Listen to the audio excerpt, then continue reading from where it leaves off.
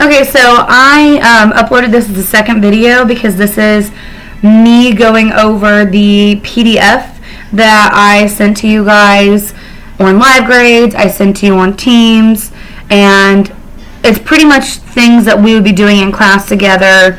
The very first thing is a graphic, and it says in this picture below, what is each judge's point of view about an athlete's performance?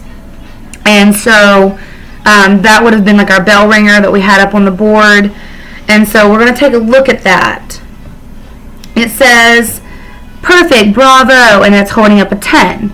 The other has a 2, and it says simply awful. That performance was flawed, sloppy, and had sloppy technique.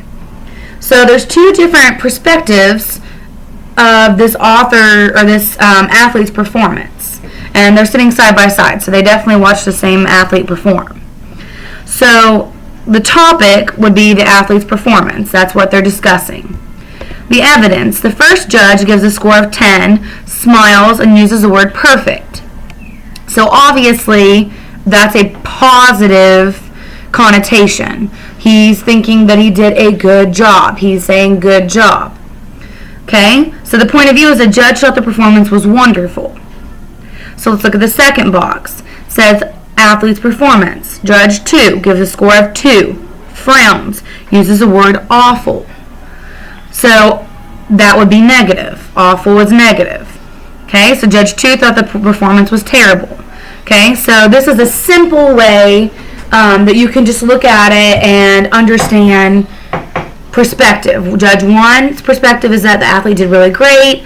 Judge 2's perspective is that he really didn't do a good job. It was not well.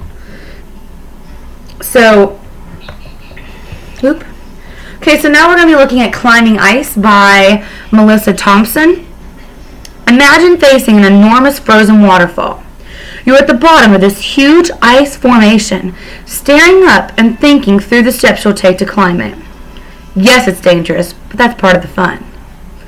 For adventure seekers, ice climbing offers a physical challenge and a unique thrill.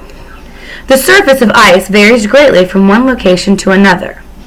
So an ice climber must be ready for any situation that could arise during a climb. One wrong step could lead to a deadly fall. Yet, to enthusiasts, the real risk seems small when compared to the reward of finally reaching the top. Speed competitors are for ice climbers who need more adventure than simply scaling a steep ice wall. These events offer a rush of danger, coupled with excitement of speed and competition. Okay, so if we take a look at this, it says, what is the author's point of view about ice climbing? What words, phrases, or sentences reveal this viewpoint?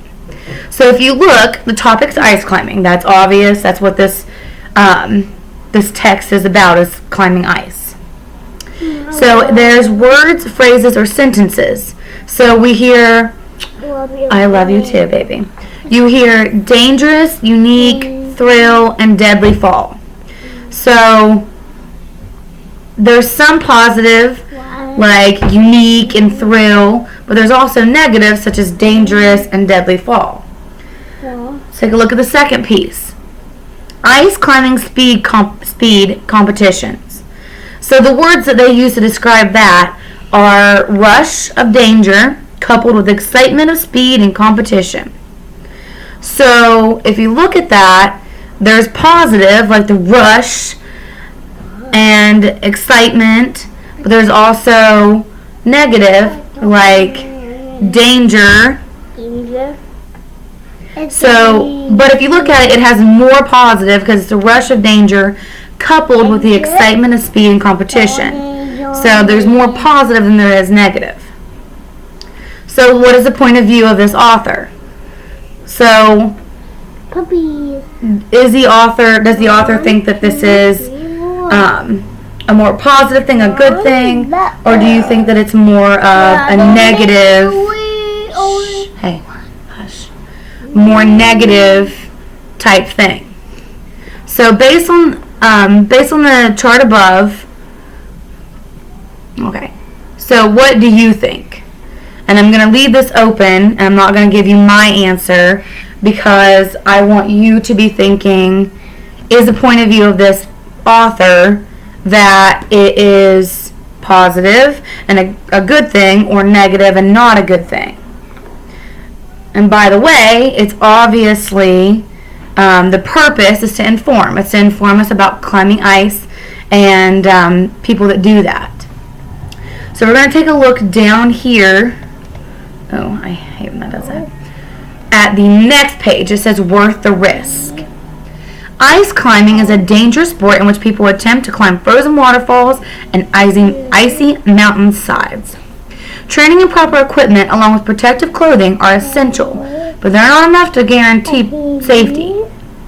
Even experienced climbers continue to be injured and killed while participating in the high-risk sport.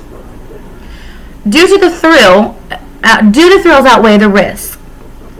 When an ice climber is buried under an avalanche, emergency responders are dispatched at great expense to the community. If by luck the climber survives, it may take months or even years for her or him to recover. Are such costs worth a few hours of excitement? So first off, this is another informative piece.